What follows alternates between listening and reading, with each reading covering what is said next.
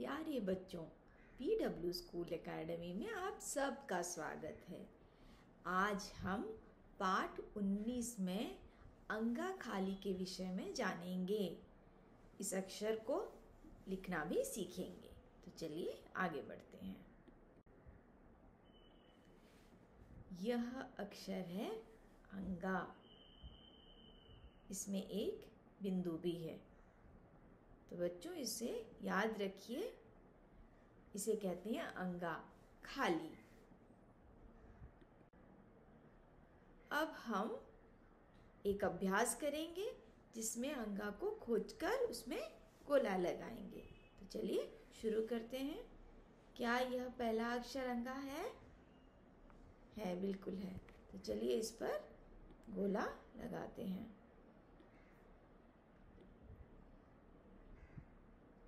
अब ढूंढते हैं, अंगा यहाँ पे है, तो इसे भी हम गोला लगाते हैं।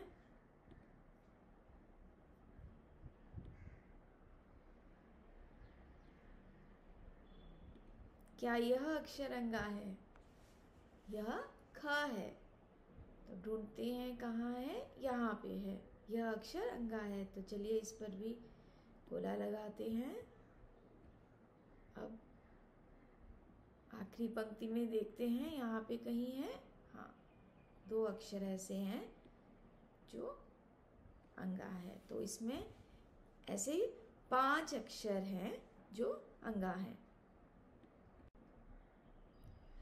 चलिए बच्चों शुरू करते हैं अंगा को ट्रेस करना, उसका अनुरेखण करते हैं। अगर आप ध्यान से देखेंगे तो हमने ई लिखा था पहले। तो जिस तरह आप ई लिखते हैं वैसे ही उसी आकार में अंगा को भी लिखना है। सबसे पहले एक छोटी सी खड़ी रेखा, फिर एक सी कर्व, एक उल्टा सी कर्व, ऊपर में शिरोरेखा और ये है बिंदु। इसी तरह हम अंगा को लिखेंगे।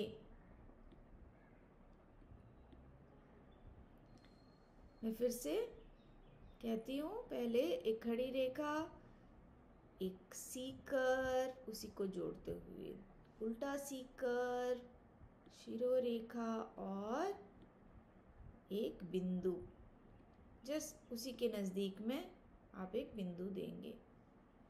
एक सी कर्व, उल्टा सी कर्व, शिरोरेखा और एक बगल में एक बिंदु, और बन गया अंगा।